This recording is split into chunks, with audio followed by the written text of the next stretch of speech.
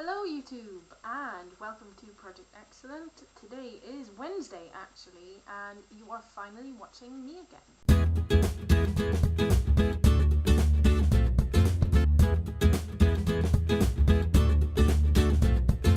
I just got home from work. It's 7:30 and I had to cycle home in the rain and I am exhausted. Starting Wednesday next week I have 8 weeks off work, which I can live with. Today is Ketchup week! Yay!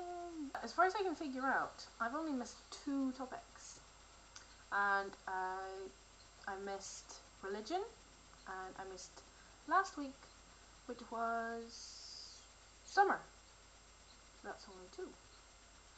Feel free to correct me, my excellenties, and I will, perform an appropriate punishment. But as far as I can figure out, there's only those 2 subjects. So I'll cover them in not too wordy length.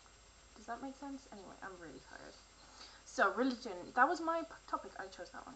And the reason I chose it is because I am a religious studies teacher.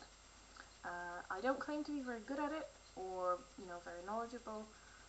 I do know a little bit, but not nearly enough, really. I would love to know more. I am not religious in any way. I would, I do call myself an agnostic theist, which basically means that I have decided that it's impossible for me to ever know if there is, a divine entity. That's the agnostic part. And then I've also kind of accepted that there might be, I certainly don't believe that there is any kind of divinity in the way that we know now, with the, God, as he's described in many ways. I don't believe in that kind of deity, but I do kind of believe in, no, I don't believe, I think that there might be something that we don't understand. No, that's not right either. I know that there is something out there that we don't understand. That might be divine, or it might just be divine because we call it divine. I don't know. Just something that we don't understand, really. Something that we can't measure or whatever. I don't believe in God. I don't believe in divinity at all. I don't believe in heaven. I don't believe in hell. I don't believe in angels. I don't believe in ghosts. I don't believe in anything supernatural that way. And that's the first question my students ask me when I introduce the course of religious studies. They ask me, what do you believe?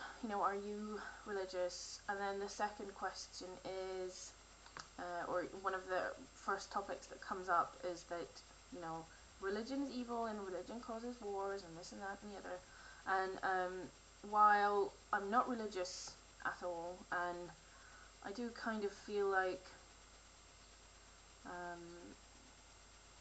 there are people who push way too hard, push their religion onto other people. But I don't believe that religion is fundamentally evil, I kind of feel like religion brings more good than it does bad to, the everyday person. Like, so if you are religious, then I would say that that belief and that trust in something good will bring you more good than it will harm, right? That being said, religion as a whole, religion as an organization, is a different thing, but that's because huge corporations, which is what the church is, generally do bad things. That's just the nature of, massive corporations. So, and I also don't believe that religion is the cause of troubles. I believe religion is an excuse. The trouble is usually with power, with knowledge, with resources, money, land, something like that. And religion is just, an excuse to go bash people's head in. And, yeah, that's my stance on religion. That's what I don't believe. So, last week was summer, and I don't know if you can tell, my hair is wet because I had to cycle home in the rain, and really, the summer solstice is only 15 days away, and midsummer is 20 days away for us here in Sweden at our holiday. I'll tell you more about that later. And the past week has been really lovely, like sunshine and awesomeness, and you know, it's been a great weekend for me. But today is just dreadful, cold and wet and rainy and awful. Because I do like summer, even though I'm a fatty whatever. I'm a big girl. I do kind of like summer. I tend to be less self-conscious in the summer and tend to, you know, flounce around in my bikini quite happily. Even, you know, the idea of wearing a bikini in the winter, like thinking ahead to the summer and winter about wearing a bikini, kind of freaks me out. When summer actually comes around, I don't feel too bad, and you know, I kind of just deal with it. And I like being tanned, and I always feel more pretty when I'm tanned. And I do tan. I have more than 3 shades, one of them being peeling, Brian. So yeah, I do quite like summer, even though autumn is my favourite favourite season by far. Like, autumn is my thing, but I do kind of like summer. And summer to me is summer nights out in the country where you can see the stars by the sea, sound of the sea, the sound of seagulls, strawberries and milk with some sugar. That's very summery. Flip-flops, cold beers, you know, barbecues, swimming, a lot of swimming. I love the water. Yeah, that's summer for me. And yeah, that's summer. And this is the first summer I have the whole summer off in, like, I don't know, 10 years maybe. I've worked almost every summer for forever, and I'm looking forward to it a lot. I'm going to the UK. I'm going to Winchester for a Psytrance festival called Cosmo.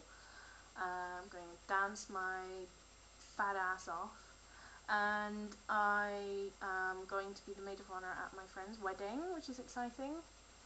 And I'm going up to see my mum and my sister and my sister's kids. And you know, I'm going to read and read and read and read. My reading list is miles long. I'll tell you more about that later, because I don't want to do a book list because this video is already too friggin' long. Adam's question was if I could invite anybody, living or dead, to a dinner party, who would it be?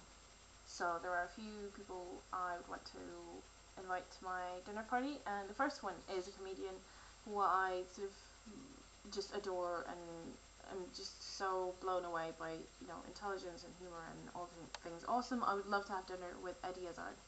Number 2, for musical genius and wonderful gayness, Rufus Wainwright. And then obviously I'd want to have Adam, Kirsten, Brian, Madison and Rory over for dinner.